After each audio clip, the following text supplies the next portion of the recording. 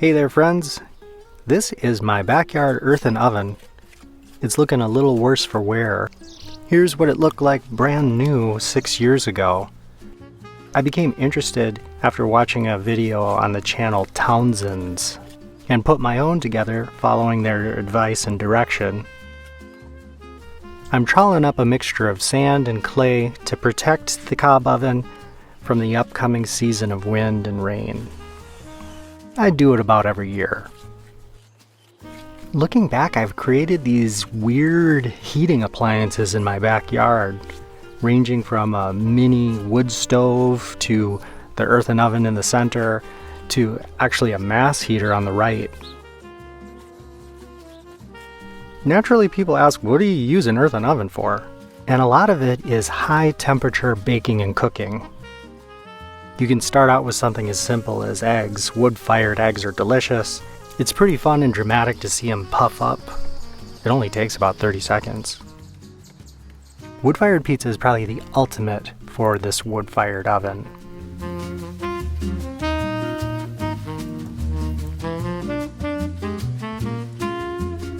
Another interesting use of the high heat is rendering fatty fish and meat.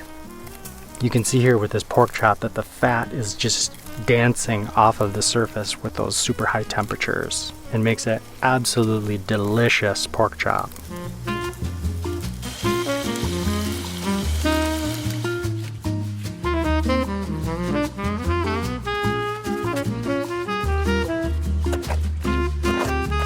And here I'm using just a wet sponge to take the rough surface and smooth it out a little bit.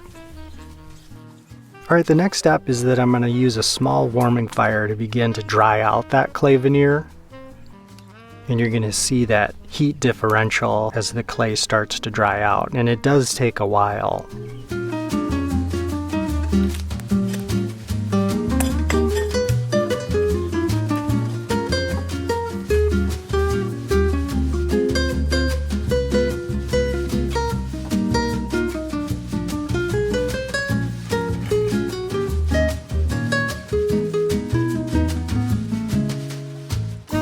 Now this is the next morning.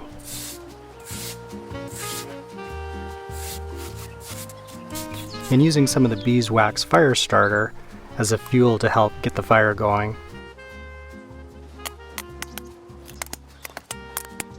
Here you can see some of the thermal dynamics at play. There's so much mass that's cold that it'll just suck the flame out of this small fire, but that little bit of beeswax helps kick-start the flame and get the warming fire started.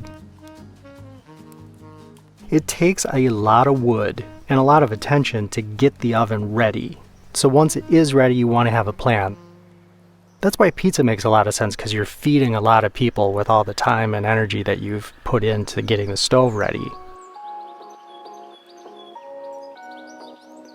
One of the things that's cool to do after you've gotten done cooking your pizzas or veggies or eggs or whatever it is to use the remaining heat to dry out wood. Here I'm pulling out all the coals and packing the oven full of wood.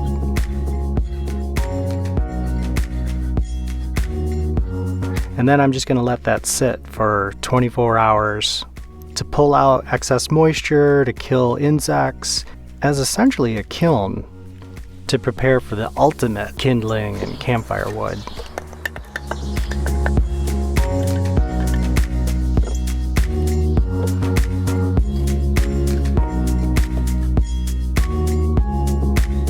Just to give you a sense of this, I've got this moisture meter, brand new, putting it into the wood.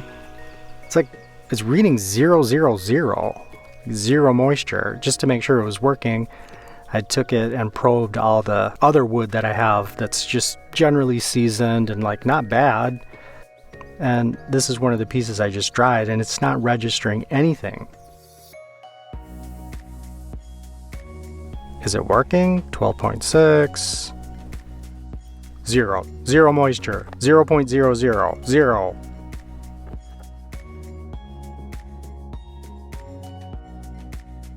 One of the things that's most impressive about an earthen oven is that it's this completely anachronistic technology that does something that you can't have in the modern world. You can't cook food at above 1,000 degrees. You can't kiln dry your own wood.